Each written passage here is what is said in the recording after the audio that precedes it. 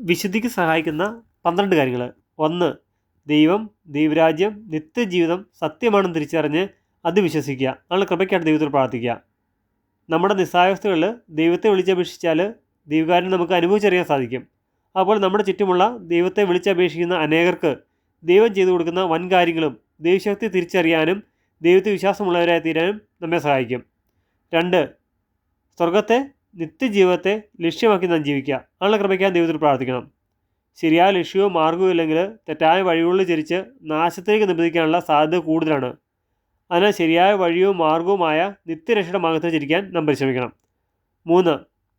ഇന്ന് നമ്മുടെ ജീവിതത്തിലെ ആദ്യ ദിനവും അവസാന ദിവസവും ആയേക്കാം എന്നൊരു ചിന്ത നമുക്കുണ്ടായിരിക്കട്ടെ. അത് നമ്മെ തിന്മയിൽ നിന്ന് അകന്നു നിൽക്കാനും നന്മയുടെയും രക്ഷയുടെയും മാർഗത്തിൽ ചിരിക്കാനും സഹായിക്കും. 4.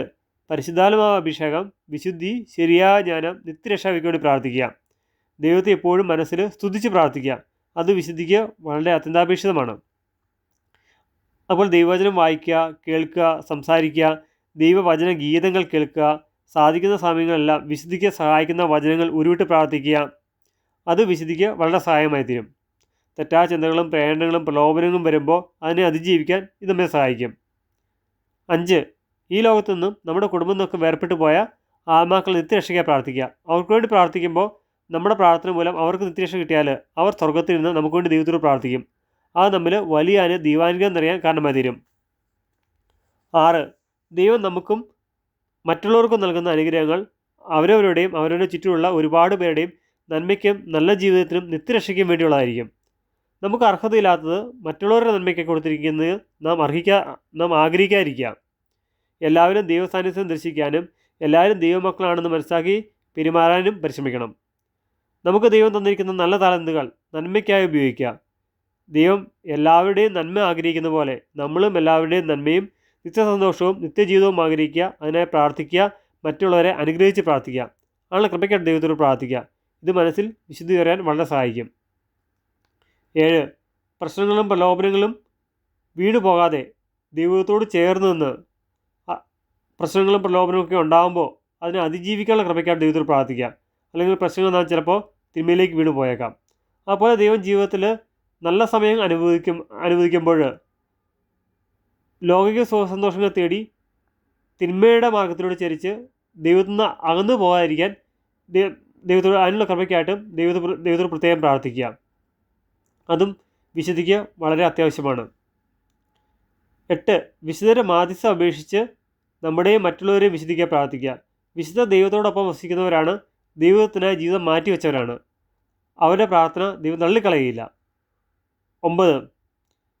നമ്മെ ചേർത്തണയ്ക്കാനായി നമ്മുടെ മുമ്പിൽ കാത്തു നിൽക്കുന്ന ഒരു ദൈവത്തെ നമ്മുടെ മുമ്പിൽ എപ്പോഴും ദർശിക്കുക. അത് നമ്മെ തിന്മയിൽ വീണ് പോകാതിരിക്കാൻ വളരെ സഹായിക്കും. 10. പ്രകാശത്തിൻ്റെ മക്കളായ നാം നമുക്ക് ചുറ്റുമുള്ളവർക്ക് പ്രകാശം പരത്തുന്നതായി മാറണം. നമുക്കൊരിക്കലും അന്ധകാരത്തിൻ്റെ മാർഗത്തിലൂടെ ചിരിക്കാൻ സാധിക്കുകയില്ല. ദൈവം ദാനമായി തന്നിരിക്കുന്ന അനുഗ്രഹങ്ങളെ തിന്മയുടെ ഉപകരണങ്ങളാക്കി അന്ധകാരത്തിൻ്റെ ഉപകരണങ്ങളാക്കി മാറ്റുകയില്ല എന്ന് നാം ദൃഢപ്രതിജ്ഞ എടുക്കുക. നമ്മുടെ ജീവിതത്തിൽ അന്ധകാര ശക്തികൾക്ക് യാതൊരു സ്ഥാനവുമില്ല. നാം നമ്മുടെ ജീവിതത്തിൽ നിന്ന് അന്ധകാര ശക്തികളെ ബഹിഷ്കരിക്കുന്നു എന്ന് മനസ്സിൽ ഏറ്റുപറയുകയും അന്ധകാര ശക്തികളോട് യേശുനാമത്തിൽ നമ്മുടെ ജീവിതത്തിൽ നിന്ന് വിട്ടുപോകാൻ ആജ്ഞാപിക്കുകയും ചെയ്യണം. നാം പ്രകാശത്തിൻ്റെ മക്കളാണ് എന്ന് മനസ്സിൽ എപ്പോഴും ഏറ്റുപറയുകയും ചെയ്യുക. അവളെ കൃപയ്ക്കായിട്ട് ദൈവത്തോട് പ്രാർത്ഥിക്കുക. 11. തെറ്റായ നോട്ടം, വാക്ക്, സംസാരം, കേൾവി, വായന ഒഴിവാക്കുക. അതിന് പകരം നല്ല നോട്ടം, വാക്ക്, സംസാരം, വായന കൊണ്ട് തിന്മയെ ബഹിഷ്കരിക്കുക. അവളെ കൃപയ്ക്കായിട്ട് ദൈവത്തോട് പ്രാർത്ഥിക്കുക. 12. ഏതെങ്കിലും ഒരു തെറ്റ് വീണ് പോയാൽ പശ്ചാത്തപിച്ച് പാവം ഉപേക്ഷിച്ച് പാമോചനം സ്വീകരിച്ച് നമ്മുടെ പാമോചനത്തിനും നിത്യരക്ഷയ്ക്കുമായി ഈശോ കാൽവരിയിൽ ചിന്തിയ തിരുശരീര രക്തങ്ങൾ യോഗ്യതയോടെ വിശുദ്ധ സ്വീകരിക്കുക. കൂദാശതർപ്പണമായ ഒരു ജീവിതം നയിക്കുക. അത് ഒരുപാട് ദൈവിക അനുഗ്രഹങ്ങൾക്കും വിശുദ്ധിക്കും നിത്യരക്ഷയ്ക്കും കാരണമായി തീരും.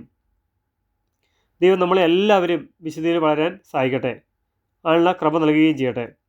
ദൈവവചന പഠനം ഇഷ്ടപ്പെടുകയും അത് കുട്ടികൾക്ക് മറ്റുള്ളവർക്ക് പങ്കുവയ്ക്കാൻ ഇഷ്ടപ്പെടുകയും ചെയ്യുന്നവർ ചാനൽ സബ്സ്ക്രൈബ് ചെയ്യുകയും ലൈക്ക് ചെയ്യുകയും ചെയ്യുമല്ലോ. ദൈവം എല്ലാവരെയും സമത്വമായി അനുഗ്രഹിക്കട്ടെ. ആമേൻ.